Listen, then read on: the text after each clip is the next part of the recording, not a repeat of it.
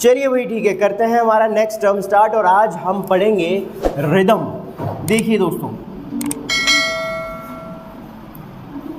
Rhythm start करेंगे आज। Rhythm क्या होता है दोस्तों, क्या किसे कहते हैं रिदम? ये हमारे जो पुराने टॉपिक्स हमने पढ़े थे, आप सभी लोगों ने जो क्लास में थे उन सभी लोगों ने आपने सिलेबल्स वाले टॉपिक को पढ़ा होगा। सिलेबल्स पढ़ा, उसके बाद फिर हमने फूड पढ़ा था, मीटर पढ़ा था, फूड के टाइप्स पढ़े थे, मीटर के टाइप्स पढ़े थे। तो अगर आप सभी लोगों ने वो क्लासेस अटेंड की होंगी तो आपको ये टॉपिक ईजिली जो है समझ में आ जाएगा।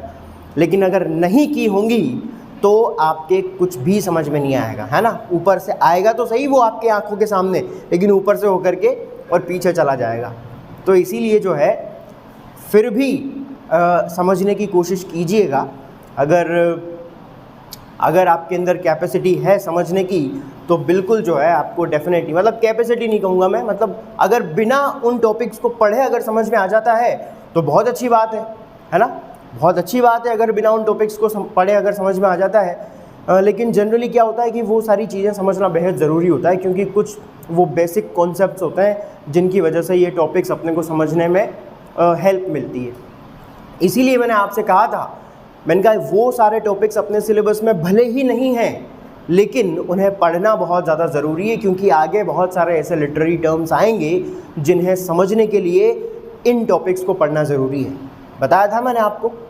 तो वही चीज़ें आपको यहाँ पर आज जो है हेल्प करेंगी। देखिए दोस्तों, रिदम क्या होता है, किसे कहते हैं रिदम क्या होती है? किसी भी एक पर्टिकुलर जो पोइटिक लाइन होती है, पोइटिक लाइन मतलब पोइट्री में यूज़ की जाने वाली लाइन, और इस पोइटिक लाइन को हम वर्स लाइन भी कहते हैं या लाइन ऑफ पोइट्री भी कहते हैं। तो किसी भी एक पोइटिक लाइन में जो स्ट्रेस्ड और अनस्ट्रेस्ड सिलेबल्स का, स्ट्रेस्ड या अनस्ट्रेस्ड सिलेबल्स का, स्ट्रेस्ड और अनस्ट्रेस्ड सिलेबल्स का जो रेगुलर एंड रिपीटेड पैटर्न होता है, किसी भी एक पोइटिक लाइन में स्ट्रेस्ड और अनस्ट्रेस्ड सिलेबल्स का जो एक रेगुलर और रिपीटेड पैटर्न होता है, उसकी वजह से साउंड की, उसकी वजह से, किसकी वजह से? इसकी वजह से साउंड की जो अप एंड डाउन होती है, यानी इसकी वजह से साउंड जो अप एंड डाउन होती है, उसे ही हम रिदम कहते हैं।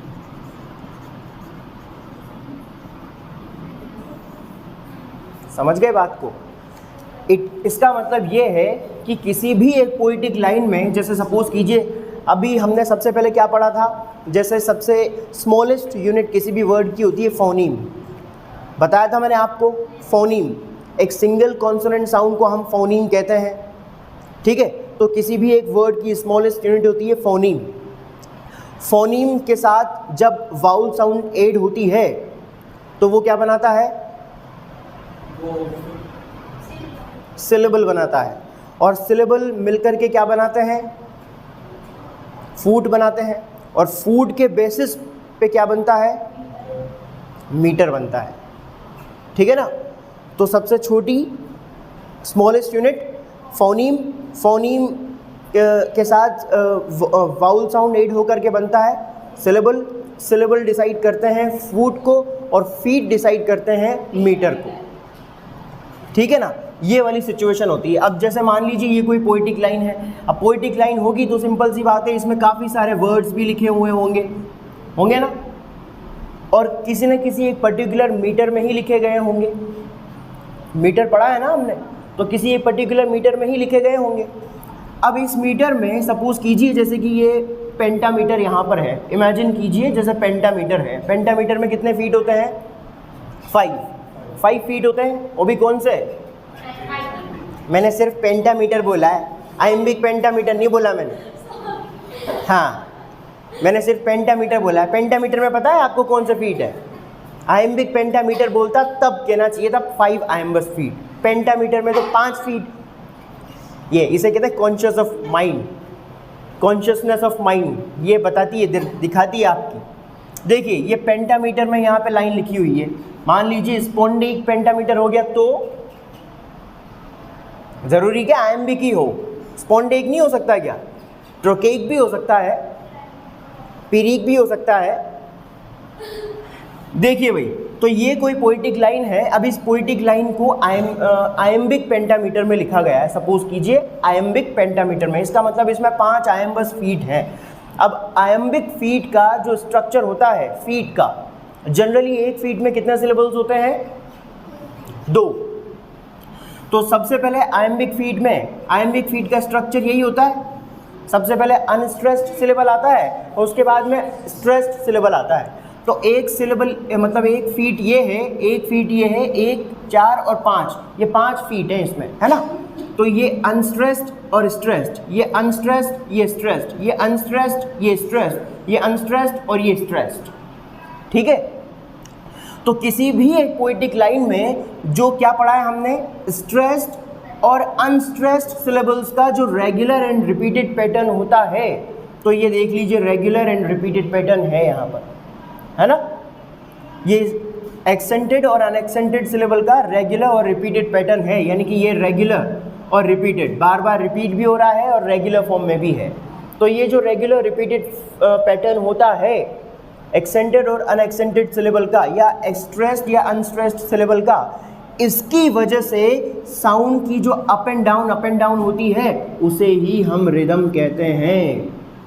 अब इसकी वजह से साउंड का अप एंड डाउन कैसे होगा, देखो ये तो क्या है, अनएक्सेंटेड सिलेबल है, अनएक्सेंटेड सिलेबल है, तो यहाँ पर साउंड का जो जोर रहेगा, अनएक्सेंटेड यानी अनएक्सेंटेड का मतलब जोर नहीं देना, है ना, या धीरे से उसको बोलना। एक्सेंटेड सिलेबल को जोर से बोल करके बोला जाता है, उसको जोर लगा करके। अनएक्सेंटेड का मतलब वहाँ पर आपको जोर नहीं देना है, ठीक है। तो जहाँ पर जोर नहीं देना है उसको धीरे से प्रोनाउंस किया जाता है, और जहाँ पे जोर देना है उसे जोर से प्रोनाउंस किया जाता है। तो अक्सर आपने क्या है कि रामायण जब बिठाई जाती है, रामायण वगैरह, तो उसकी टेप लगी होती है, आपने देखा होगा। अब आपने पुराने टाइम तो समय देखा नहीं है आप लोगों ने, जब टेपें चला करती थी कैसेट वाली, वो टाइम तो आप लोगों ने देखा ही नहीं होगा।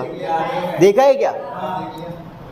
सीडी वाला टाइम देखा होगा आपने, तो सीडी डीवीडी वाला टाइम, लेकिन हमने देखा है वो टाइम जब टेपें चला करती थी, या पुरानी अगर रखी हो किसी के घर में तो उसने देखा होगा। तो उसमें क्या होता था, कैसेट लगती थी, उसमें एक कैसेट आती थी, वो कैसेट लगती थी उसमें, और इधर साइड में एक लाइट होती थी, लाइट साइड में एक लाइट होती थी इक्वलाइज़र की लाइट होती थी यहाँ साइड में। तो जब वो गाना चलता था उसमें, तो गाना चलते ही तो यहाँ पे कुछ ऐसे स्टेयर्स बनी होती थी, तो ऐसे उछलती थी, ऐसे ऊपर नीचे होती थी वो लाइट। जैसे ही साउंड की बीट वहाँ पर आती थी ना, ऐसे ऐसे ऊपर ऐसे लाइट ऐसे ऊपर नीचे होती थी उसमें, देखा आपने? या फिर जब रामायण कभी बिठाते हैं तो उसकी भी टेप लगती है, एक रामायण माइक की भी टेप लगती है, उसमें भी होती है इस तरह की लाइट, इक्वलाइजर की लाइट। हाँ, ग्रीन रेड अलग अलग कलर की जो है कलरफुल लाइट्स होती है, उसमें भी जब अपन बोलते हैं ना, तो वो ज़ोर से बोलोगे अगर तो वो लाइट ऊपर चली जाएगी, और धीमे बोलोगे अगर तो नीचे आ जाएगी। तो बार बार ऊपर नीचे होती रहती है वो लाइट। क्यों होती है वो पता है किसका इंडिकेशन होता है? वो इंडिकेशन होता है हमारे स्ट्रेस्ड और अनस्ट्रेस्ड सिलेबल का। अगर आप धीरे से बोलोगे, इसका मतलब वहाँ पे अनएक्सेंटेड सिलेबल रहेगा, तो वो साउंड का लेवल यहाँ पर रहेगा। अब फिर एक्सेंटेड सिलेबल आएगा अगर, तो वो फिर लाइट ऊपर चली जाएगी, इसका मतलब जोर लग रहा है वहाँ पे, जोर लगेगा तो लाइट ऊपर जाएगी। धीरे से बोलोगे तो लाइट नीचे रह जाएगी, है ना। फिर यहाँ पर आपने क्या किया, जैसे हाँ यहीं पर देख लो, जैसे यहाँ पर आपने धीरे से बोला अनएक्सेंटेड सिलेबल तो लाइट नीचे रहेगी, एक्सेंटेड सिलेबल तो लाइट ऊपर चली जाएगी, फिर अनएक्सेंटेड सिलेबल लाइट नीचे रहेगी, फिर एक्सेंटेड तो लाइट ऊपर चली जाएगी। अब देखो ग्राफ कैसे बन रहा है, साउंड का ग्राफ देखना यहाँ पे, साउंड का ग्राफ कैसा बना। सबसे पहले यहाँ से शुरू हो रहा है साउंड का ग्राफ, यहाँ से शुरू हुआ, इधर की तरफ बढ़ रहा है, फिर नीचे आया,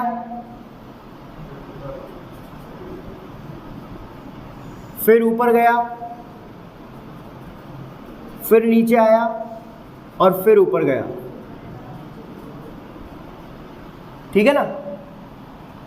अब देखो साउंड इधर से ऊपर गई फिर नीचे आई, फिर ऊपर गई फिर नीचे आई, फिर ऊपर गई फिर नीचे आई। तो साउंड का ये जो ग्राफ बन रहा है, तो इसको अप एंड डाउन हो रहा नहीं हो रहा। तो साउंड की ये अप एंड डाउन किसकी वजह से हो रही है? स्ट्रेस्ड और अनस्ट्रेस्ड सिलेबल की वजह से। तो यही हमने कहा है कि किसी भी एक पोएटिक लाइन में एक्सेंटेड और अनएक्सेंटेड सिलेबल की वजह से साउंड, एक्सेंटेड और अनएक्सेंटेड सिलेबल जो उसमें आता है, और वो एक्सेंटेड और अनएक्सेंटेड सिलेबल जो एक रेगुलर एंड रिपीटेड फॉर्म में वहाँ पर आता है, तो उसकी वजह से साउंड की अप एंड डाउन जो होती है, ऊपर नीचे जो साउंड होता है, तो उसी को हम रिदम कहते हैं। यानी कि ये जो ग्राफ आपको प्राप्त हुआ है ना साउंड के अप एंड डाउन की वजह से, इसी को हम रिदम कहते हैं। यही होती है रिदम, ये रिदम ही है। समझ गए? इसी को हम रिदम कहते हैं। यानी किसी भी एक पोएटिक लाइन में रेगुलर एंड रिपीटेड फॉर्म में जो एक्सेंटेड और अनएक्सेंटेड सिलेबल्स आते हैं, तो उनकी वजह से साउंड की जो अप एंड डाउन होती है, उसी को हम रिदम कहते हैं। यानी कि यही रिदम कहलाएगी। क्लियर? चलो पढ़ते हैं। क्या कह रहे हो आप? मुझे भी बता दो। हाँ, नहीं कोई अच्छी सी बात हो भाई, अगर सभी के चेहरे पर मुस्कान आए तो हमें सॉन्ग याद आ गया था भाई। कोई अच्छी सी बात हो तो हमें भी बताओ, हमारा भी खून बढ़े, क्योंकि सब बोलते हैं कि हंसने से खून बढ़ता है। तो आप अपना खून बढ़ा रहे हो। हाँ, बड़े सेल्फिश हो आप, जो अपना ही खून बढ़ाना चाहते हो, दूसरों के खून में बढ़ोतरी नहीं करवाना चाहते। फिर आप दे दो।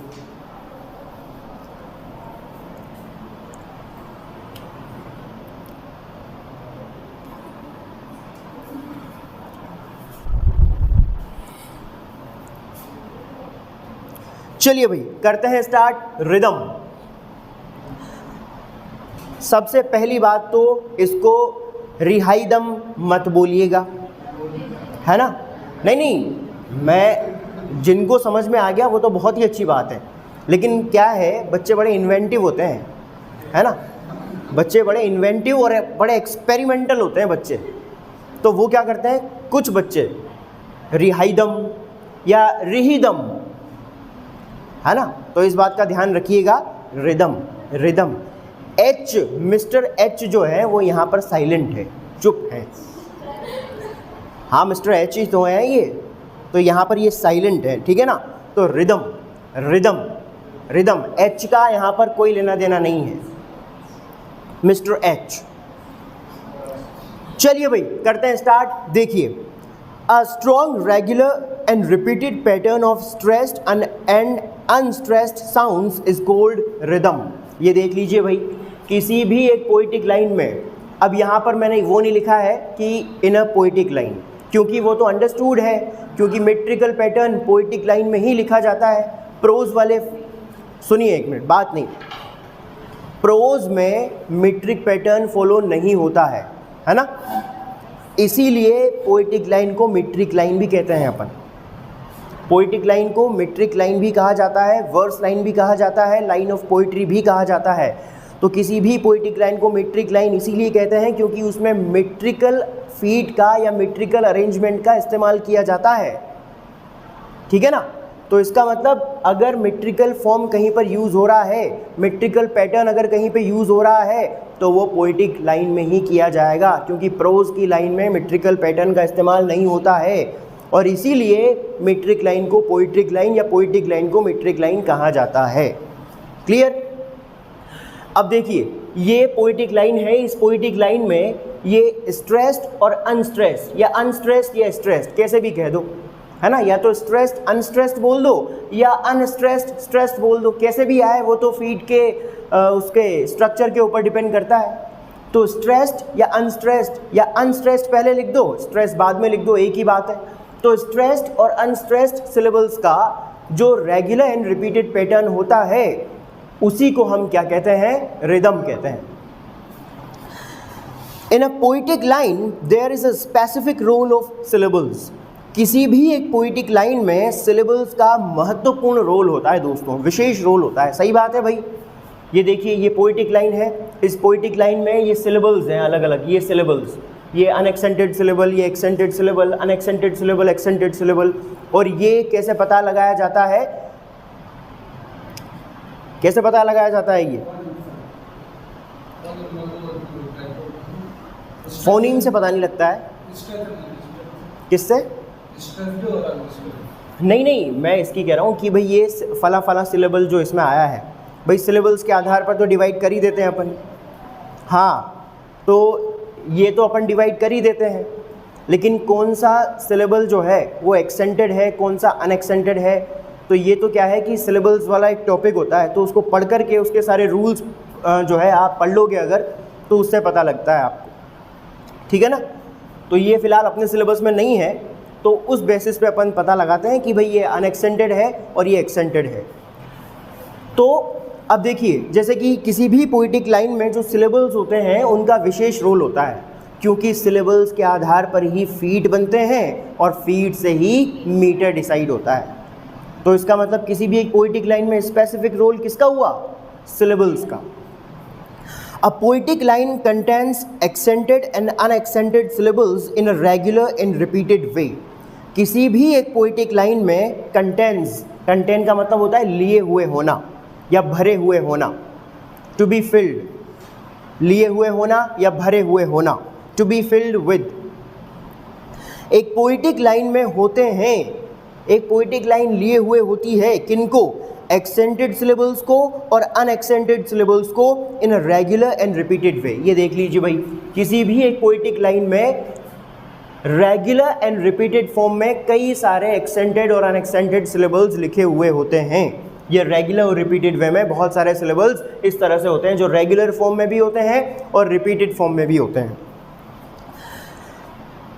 These syllables make poetic feet and the poetic feet determine metrical pattern of the verse line। ये देखिए भाई, ये जो syllables होते हैं यही poetic feet का निर्माण करते हैं। These syllables make poetic feet, यानी कि ये जो syllables होते हैं यही poetic feet का निर्माण करते हैं। अब देखो, ये जैसे कि ये syllable है, तो एक unaccented और accented syllable मिलकर के जनरली दो syllables मिलकर के एक फूट बनाते हैं। ये पढ़ा था हमने। जनरली दो सिलेबल्स मिलकर के एक फूट बनाते हैं, जिसमें जनरली एक एक्सेंटेड सिलेबल होता है और एक अनएक्सेंटेड सिलेबल होता है। तो ये देख लीजिए, ये एक अनएक्सेंटेड सिलेबल और ये एक्सेंटेड सिलेबल, तो जनरली ये दो सिलेबल मिलकर के एक फूट बनाते हैं। तो जैसे कि ये एक फूट हो गया, एक फुट ये हो गया, एक फुट ये हो गया, एक ये हो गया और एक ये हो गया। तो आप देखो कि किसी भी पोइटिक लाइन में सिलेबल्स का कितना विशेष रोल हुआ, नहीं हुआ? क्योंकि सिलेबल्स नहीं होंगे तो फूट नहीं बनेगा, और फूट नहीं होगा तो मीटर का पता कैसे लगेगा अपने को? तो सिलेबल्स का विशेष रोल होता है और ये सिलेबल्स फीट का निर्माण करते हैं। And the poetic feet determine metrical pattern of the verse line. और ये जो पोइटिक फीट होते हैं यही निश्चय करते हैं कि उस वर्स लाइन का मीटर क्या होगा। ये देखिए भाई, ये सिलेबल से हमने पोइटिक फीट बना लिए। अब ये पोइटिक फीट की संरचना और उनकी संख्या के आधार पर ध्यान रखना, पोइटिक फीट तो बना लिया हमने सिलेबल से, लेकिन इन पोइटिक फीट की संरचना कैसी है, यानी कि इनका स्ट्रक्चर कैसा है और इनकी नंबर कितनी है, इनकी संख्या कितनी है, उनकी संरचना और उनकी संख्या, इन दोनों चीज़ों के आधार पर हम मीटर डिसाइड करते हैं। भाई 1 2 3 4 5 संख्या कितनी है इनकी? 5। तो 5 फीट किस में आते हैं? पेंटामीटर में। 2 फीट किस में आते? अब मान लीजिए यहाँ पे 2 फीट होते तो 2 फीट कौन से मीटर में आते हैं? डायमीटर में। 1 फीट किस में आता है? मोनोमीटर में। 3 फीट किस में आते हैं? ट्रायमीटर में। 4 फीट किस में आते हैं? टेट्रामीटर में। 6 फीट किस में आते हैं? हेक्सामीटर में। 7 फीट किस में आते हैं? हेप्टामीटर में। 8 फीट किस में आते हैं? ऑक्टामीटर में। तो संख्या के आधार पर तो मीटर का पता लग गया अपने को, और उनकी संरचना के आधार पर पता लगता है कि फीट कौन सा है। भाई संरचना सबसे पहले अनएक्सेंटेड और एक्सेंटेड आया तो ये आयम्बस फीट हो गया। पहले स्ट्रेस्ड फिर अनस्ट्रेस्ड आएगा तो वो ट्रोकी फीट हो जाएगा, है ना। तो किसी भी लाइन में सिलेबल्स का विशेष महत्व होता है, क्योंकि सिलेबल्स के आधार पर ही पोइटिक फीट बनते हैं और पोइटिक फीट ही उस वर्स लाइन का यानी कि उस पोइटिक लाइन का मीटर निर्धारित करते हैं, डिटरमाइन करते हैं। The accented and unaccented syllables generate variation in sound and this variation is rhythm। अब देखिए भाई, इस पोइटिक लाइन में जो स्ट्रेस्ड और अनस्ट्रेस्ड, स्ट्रेस्ड या अनस्ट्रेस्ड कह दो या एक्सेंटेड अनएक्सेंटेड कह दो, एक ही बात है। स्ट्रेस्ड को एक्सेंटेड भी कहेंगे और अनस्ट्रेस्ड को अनएक्सेंटेड भी कहेंगे। तो ये अनएक्सेंटेड और एक्सेंटेड सिलेबल जो आते हैं ना, तो इन एक्सेंटेड और अनएक्सेंटेड सिलेबल्स की वजह से किसी भी पोइटिक लाइन में वेरिएशन क्रिएट होता है। जनरेट का मतलब उत्पन्न करता है। क्या उत्पन्न करता है? वेरिएशन, विभिन्नता। साउंड में विभिन्नता उत्पन्न होती है ये एक्सेंटेड और अनएक्सेंटेड सिलेबल की वजह से। भाई वेरिएशन कैसे क्रिएट होगा? क्योंकि अनएक्सेंटेड में तो हम धीरे बोलेंगे और एक्सेंटेड में ज़ोर से बोलेंगे, तो ज़ोर से पहले धीरे, फिर ज़ोर से, फिर धीरे, फिर ज़ोर से, तो साउंड में वेरिएशन आएगा नहीं आएगा? और इस वेरिएशन को ही हम रिदम कहते हैं। ये देखिए यहाँ पे हमने ग्राफ बना ही रखा है यहाँ पे। तो ये जो वेरिएशन होगा, इस वेरिएशन को ही हम क्या कहेंगे? रिदम कहेंगे। यही रिदम होती है, इसी को हम रिदम कहते हैं। Clear? So, in simple words, it can be said that ups and downs of sound in a verse line is called rhythm। तो इसका मतलब साधारण शब्दों में हम ये कह सकते हैं कि किसी भी एक पोइटिक लाइन में साउंड का जो अप एंड डाउन होता है, उसी को हम रिदम कहते हैं। भाई आसान शब्दों में तो ये हो गया, और थोड़े टफ वर्ड्स में अगर समझना है तो इसे समझ लीजिए फिर आप, ठीक है ना। तो ये होती है rhythm. Rhythm stimulates readers' attention and gives pleasure while reading any poetry। अब देखिए रिदम का काम क्या होता है, रिदम का फंक्शन क्या होता है। रिदम का फंक्शन क्या होता है कि ये रीडर्स के अटेंशन को स्टिमुलेट करती है। स्टिमुलेट करना मतलब उत्तेजित करना। रिदम का काम क्या होता है? रिदम उत्तेजित करती है रीडर्स के अटेंशन को। यानी पढ़ने वाले जो लोग होते हैं, जब वो पोइट्री को पढ़ते हैं तो रिदम उसमें आने की वजह से, क्योंकि पोइट्री को गाया जाता है, गा कर के पढ़ा जाता है। प्रोज की तरह नहीं पढ़ते हैं अपन पोइट्री को, ये गलत तरीका होता है। जैसे कुमार विश्वास अपनी पोइट्री को गा कर के सुनाता है ना, कोई दीवाना कहता है, कोई पागल समझता है। तो इसमें साउंड की वेरिएशन आ रही नहीं आ रही है? आ रही है ना। सुनी नहीं सुनी उसकी ये पोइट्री? सुनी है ना? नहीं सुनी है आपने? बहुत फेमस पोइट्री है। तो जब आप इसको एक बार पोइटिकल सुनो पे बात नहीं, जब आप इसको मेट्रिकल अरेंजमेंट में अगर यूज़ करोगे ना, मेट्रिकल अरेंजमेंट में अगर जमाओगे, तो इसमें आप देखो साउंड की अप एंड डाउन फील होगी आपको। कोई पागल समझता है, हो रही नहीं हो रही? Up and down. तो साउंड की इस अप एंड डाउन को ही, और ये साउंड की अप एंड डाउन किसकी वजह से होती है? एक्सेंटेड और अनएक्सेंटेड सिलेबल की वजह से। तो एक्सेंटेड और अनएक्सेंटेड सिलेबल की वजह से जो साउंड की अप एंड डाउन होती है ना, इसी को हम रिदम कहते हैं। और ये रिदम क्या करती है? रीडर्स के या लिसनर्स को, भाई या तो सुन रहा है या पढ़ रहा है, तो लिसनर या रीडर के अटेंशन को स्टिमुलेट करने का काम करती है, उत्तेजित करने का काम करती है, और उसी उत्तेजना की वजह से उसका ध्यान उसकी तरफ खींचा चला जाता है। जैसे गाने अपने को अच्छे लगते हैं ना, तो क्यों अच्छे लगते हैं? क्योंकि उसमें रिदम होती है ना। ऐसे जब वो साउंड बजती है ना, या फिर गिटार बजता है, या फिर जो वही जो ढम छम्मक छम्मक छम्मक छम्मक जो भी बजते हैं उसमें, हाँ जो भी है, जैसे भी आती है, छम्मक छम्मक ढम ढम, जो भी आपको बढ़िया लगता हो, है ना। तो जैसे भी बजता हो वो जो साउंड की जो बीट होती है, तो वो साउंड की बीट अपने को अच्छी लगती है ना, हमारा ध्यान तुरंत खींचा चला जाता है। और प्रोज फॉर्म में मान लीजिए अगर आप घर पर बैठकर पढ़ाई कर रहे हैं और पढ़ते पढ़ते आप लाइन को प्रोज फॉर्म में पढ़ रहे हो, तो उसमें ज़्यादा मज़ा नहीं आएगा। लेकिन पड़ोस में अगर बाजे बजना शुरू हो जाए तो अपना ध्यान उसी में जाएगा फिर, है ना। हाँ, छम्मक छम्मक छम्मक छम्मक छम्मक छम्मक, तो वहाँ पे ज़्यादा जाता है फिर अपना ध्यान। प्रोज समझ में भी कम आता है क्योंकि उसमें साउंड की अप एंड डाउन नहीं होती ना, रिदम नहीं होती क्योंकि उसमें रिदम। तो ये वाली सिचुएशन, वहाँ पे मेट्रिकल अरेंजमेंट ही नहीं होता है। प्रोज में मेट्रिकल अरेंजमेंट होता ही नहीं है, उसमें वर्स लाइन होती ही नहीं है, तो उसमें एक्सेंटेड अनएक्सेंटेड सिलेबल का सवाल ही पैदा नहीं होता आने का। हाँ, तुम्हारी मर्जी पड़े जैसे ही पढ़ो। लेकिन यहाँ पर तो जो है पूरा अरेंजमेंट होता है, यहाँ पर तो बाकायदा पूरे अच्छी तरह से पूरे डेकोरेशन के साथ लिखी जाती है पोइट्री की लाइन, बढ़िया डेकोरेट कर करा के, है ना, ताकि सभी लोगों को अच्छा लगे। अरिजीत सिंह के गाने, है ना, तो वो सारी चीज़ें कितना मतलब उसमें देखो आप सुनो या सुनाओ, कितनी साउंड की अप एंड डाउन फील होती है उसमें, नहीं होती क्या? तो रिदम फील होती है, अप एंड डाउन नहीं बोलना है, रिदम फील होती है, रिदम। ये तो मैंने केवल आपको समझाने के लिए बोला है कि भाई ताकि आपको उससे समझ में आ जाए। अपने को क्या यूज़ करना है? रिदम, साउंड की रिदम। तो अब समझ में आ गई रिदम। चलिए, और रिदम का फंक्शन क्या होता है कि रिदम रीडर्स या लिसनर्स के अटेंशन को स्टिमुलेट करती है। पानी पियो जाओ।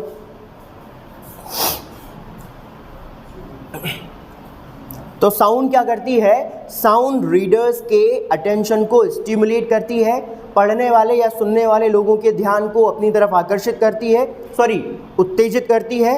And gives pleasure while reading any poetry. और जब भी हम किसी पोइट्री को पढ़ रहे होते हैं, सुनो, और जब भी हम किसी पोइट्री को पढ़ रहे होते हैं तो उसमें हमें आनंद भी आता है। किसकी वजह से? उसी रिदम की वजह से। यानी कोई पोइट्री आपको सुनने में अगर अच्छी लग रही है, कोई पोइट्री अगर आपको पढ़ने में अगर अच्छी लग रही है, तो वो उसी वजह से अच्छी लगती है क्योंकि उसमें क्या होती है? रिदम होती है। ठीक है, अब इसके कुछ टाइप्स हैं, वो 2 टाइप्स हैं। There are 2 main types of rhythm in verse. अब वर्स में अगर पर्टिकुलरली रिदम के टाइप्स के बारे में हम बात करें, वर्स मीन्स पोएम, पोइट्री में जो है रिदम के 2 मुख्य प्रकार होते हैं। सबसे पहले है नंबर 1 फॉलिंग रिदम, और एंड सेकेंड नंबर पर है राइजिंग रिदम। तो सबसे पहले देखिए number 1 falling rhythm. Falling rhythm मतलब गिरती हुई रिदम। फॉलिंग रिदम मतलब गिरती हुई रिदम मतलब ऊपर से नीचे आती हुई rhythm. If accented syllable comes before unaccented syllable, the foot has falling rhythm. देखिए क्या पढ़ा है हमने। If accented syllable is before unaccented syllable, यानी कि unaccented syllable से पहले अगर accented syllable आता है तो इन दोनों सिलेबल के माध्यम से बनने वाला जो फूट होता है, क्योंकि जनरली 2 सिलेबल से एक पोइटिक फूट बनता है, तो ये हो गया फूट। क्योंकि 2 सिलेबल्स हैं जिनमें से एक एक्सेंटेड है और एक अनएक्सेंटेड है, और ये दोनों सिलेबल्स मिलकर के क्या बना रहे हैं? फूट बना रहे हैं। तो इस फूट में पर्टिकुलरली अगर हम बात करें तो कौन सी रिदम है पता लगाइए। जनरली अगर आपसे कहा जाए तो भैया देखिए यहाँ पर हमने ये पढ़ा है कि अगर अनएक्सेंटेड सिलेबल से पहले कोई एक्सेंटेड सिलेबल आता है तो ऐसी कंडीशन में जो रिदम हमें प्राप्त होती है, जो हमें मिलती है, वो होती है फॉलिंग रिदम। कैसे? क्योंकि यहाँ पर तो एक्सेंट सिलेबल आ रहा है, एक्सेंटेड सिलेबल। अब एक्सेंटेड सिलेबल आएगा तो यहाँ जोर पड़ेगा तो साउंड ऊपर जाएगी, ठीक है ना, जोर देकर के बोलेंगे तो। और यहाँ पर है अनएक्सेंटेड सिलेबल में क्या होता है कि अपने को धीरे से प्रोनाउंस करना होता है। अब धीरे से बोलेंगे तो साउंड नीचे आएगी, तो ये तो यहाँ पे जो है, यहाँ पे साउंड चली गई और ये यहाँ पे साउंड नीचे ही रह गई ना। अब शुरुआत कहाँ से हो रही है? यहाँ से। तो इसका मतलब साउंड यहाँ से और नीचे आ रही है ना, तो ये कैसी साउंड हो गई, मतलब कैसी रिदम हो गई? फॉलिंग रिदम, नीचे आती हुई रिदम या गिरती हुई रिदम, ठीक है ना। तो ये होता है जब भी किसी अनएक्सेंटेड सिलेबल से पहले कोई एक्सेंटेड सिलेबल आता है तो ऐसी कंडीशन में हमें उसके माध्यम से जो साउंड का ऊपर से नीचे आती है, एक्सेंटेड पहले आने की वजह से साउंड ऊपर से, अनएक्सेंटेड बाद में आने की वजह से जो साउंड ऊपर से नीचे आती है, तो ऐसी कंडीशन में जो रिदम हमें प्राप्त होती है वो फॉलिंग रिदम होती है।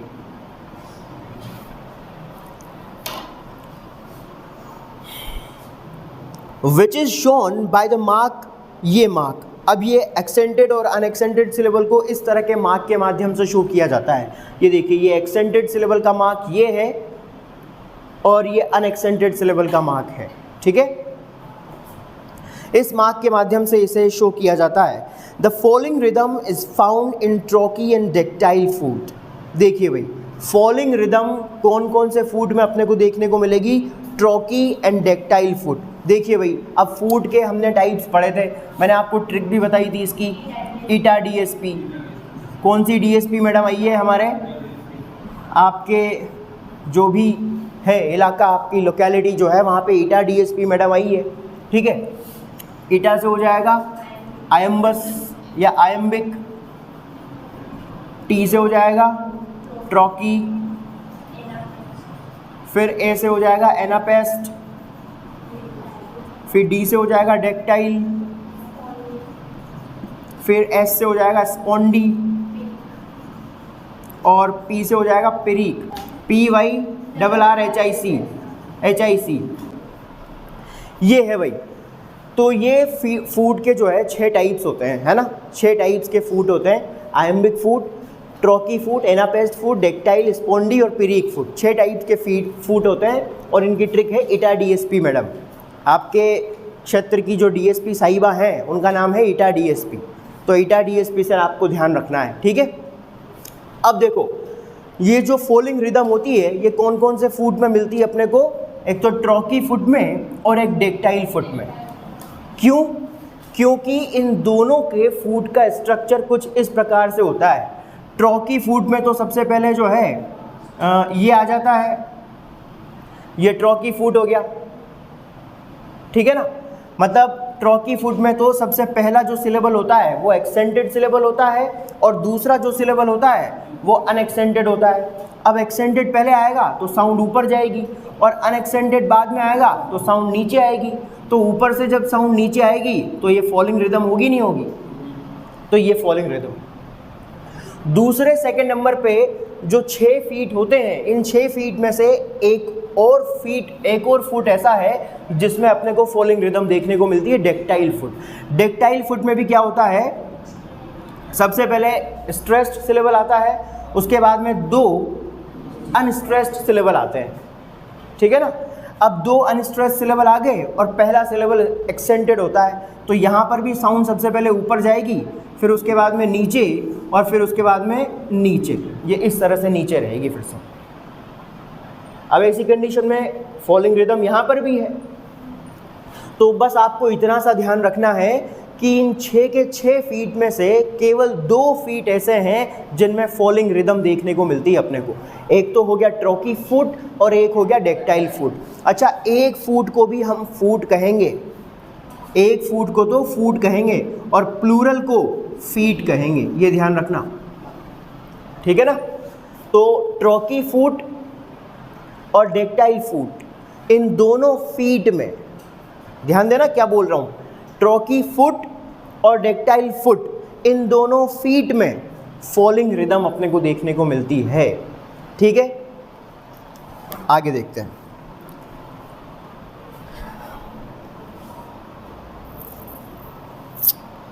This type of rhythm gives a lively effect to the music of poem।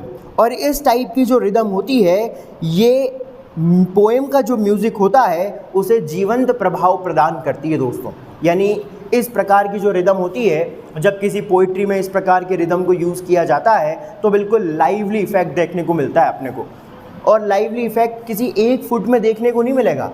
Lively effect मतलब जीवंत प्रभाव, यानी आपको ऐसा लगेगा जैसे बिल्कुल आप पोएम सुन नहीं रहे हो, उसको जी रहे हो, उसको महसूस कर रहे हो।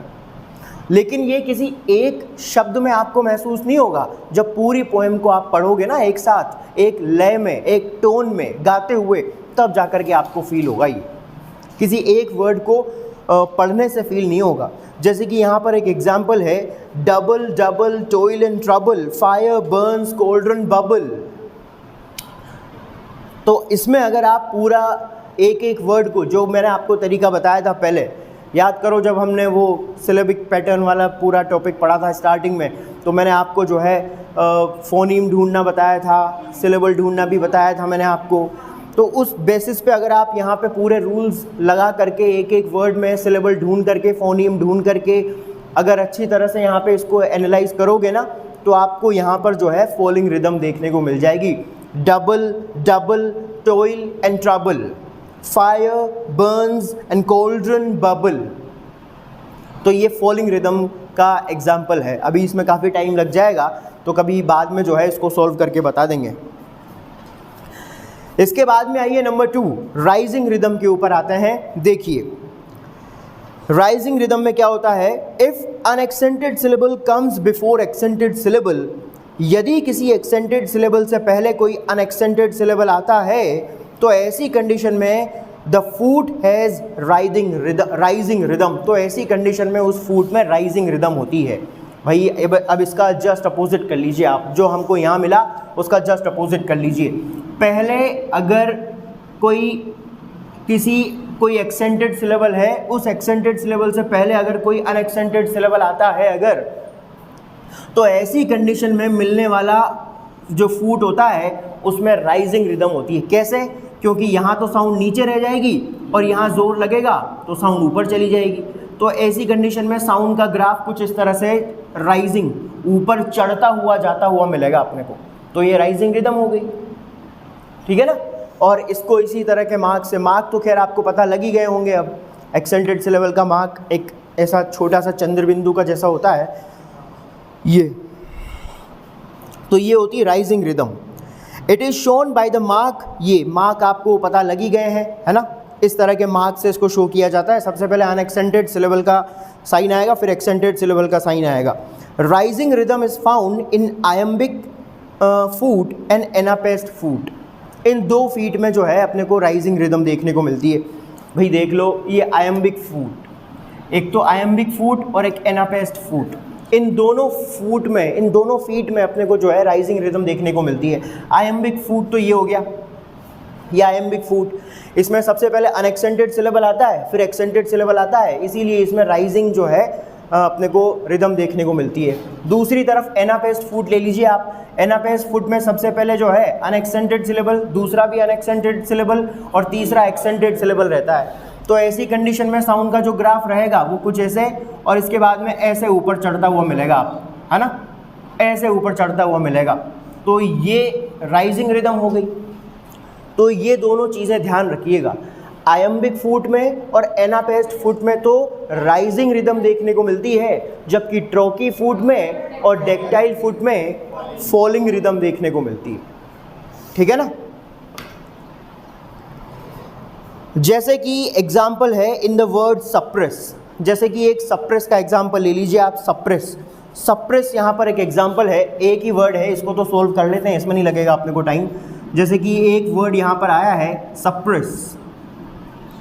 अब सप्रेस यहाँ पर क्या है, एज अ वर्ब काम कर रहा है, एज अ वर्ब। तो वर्ब के तौर पर मैंने आपको बताया था कि इसको 2 टुकड़ों में बांट लीजिए, बताया था ना कि अलग अलग वो टुकड़ों में तोड़ करके बताया था। फोनीम, जिस फोनीम के साथ जो वाउल साउंड जुड़ रहा है उसको अलग टुकड़ों में बांट लीजिए, और दूसरे के साथ अगर कोई दूसरा जुड़ रहा है तो उसको अलग टुकड़ों में बांट लीजिए, और उसके बाद फिर उसके ऊपर सिलेबल लगा लीजिए। जैसे कि सप्रेस, सप्रेस, सप्रेस, सप्रेस, तो एक तो बन जाएगा सब और एक बन जाएगा प्रेस, सप्रेस। ये अ की साउंड स और प को जोड़ लेगी, और ये अ की ए की साउंड प्र और स को जोड़ लेगी। तो इसका मतलब एक सिलेबल तो ये बन गया और एक सिलेबल ये बन गया, 2 सिलेबल बन गए। अब जनरली जो वर्ड स्ट्रेस वाला टॉपिक होता है, वर्ड स्ट्रेस वाले टॉपिक को पढ़कर ही हमें जानकारी मिलती है कि कहाँ पर एक्सेंटेड सिलेबल लगेगा और कहाँ पर अनएक्सेंटेड सिलेबल लगेगा, है ना। तो वो तो अपने सिलेबस में है नहीं। तो जनरली आप बस इतना ध्यान रखिए कि वर्ब जो होती है, वर्ब, कोई भी वर्ड जब वर्ब के तौर पर फंक्शन कर रहा होता है तो ऐसी कंडीशन में लास्ट वाला जो सिलेबल होता है उसी के ऊपर स्ट्रेस मार्क लगाया जाता है। इसका मतलब suppress, suppress, suppress, suppress, suppress, इसका मतलब एक्सेंटेड सिलेबल यहां लगेगा और यहां लगेगा अनएक्सेंटेड सिलेबल। एक्सेंटेड सिलेबल लगेगा यहां पर और यहां लगेगा अनएक्सेंटेड सिलेबल। अब ऐसी कंडीशन में आप देखिए, इसको प्रोनाउंस करके देखिए आप, जहां पे एक्सेंटेड सिलेबल लगा होता है उसे अपने को जोर लगा करके बोलना होता है, और जहां पे अनएक्सेंटेड सिलेबल होता है उसे धीरे से प्रोनाउंस करना होता है। जैसे कि अब इसको प्रोनाउंस करोगे जब आप वर्ड को, तो ऐसे नहीं करोगे सप्रेस सप्रेस सप्रेस सप्रेस, नहीं। हम इंडियंस इसीलिए तो जो है अंग्रेज़ी नहीं बोल पाते ढंग से, और उनकी अंग्रेज़ी समझ में नहीं आती हमको, क्योंकि हमें ये चीज़ पता ही नहीं होती। तो कैसे बोलेंगे? Suppress suppress suppress suppress suppress suppress suppress suppress, ऐसे। तो साउंड किसकी सुनाई दे रही है आपको? प की।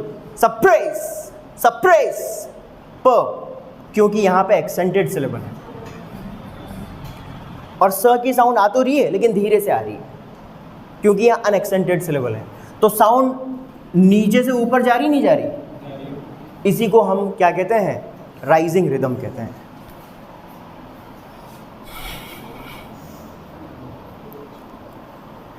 आगे देखते हैं दोस्तों।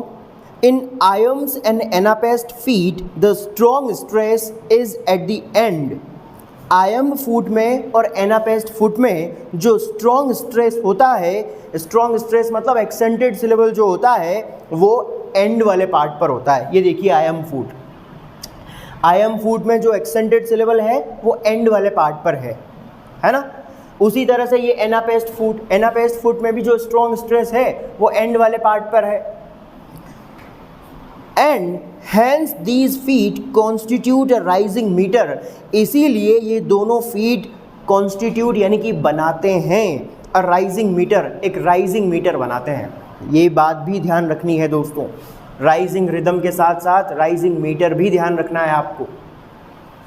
यानी कि आयम्बिक फुट में और एनापेस्ट फुट में राइजिंग मीटर अपने को देखने को मिलता है, या राइजिंग रिदम अपने को देखने को मिलती है। रिदम पूछा जाए तो कौन सी रिदम होती है? Rising rhythm. कौन सा मीटर होता है? Rising metre.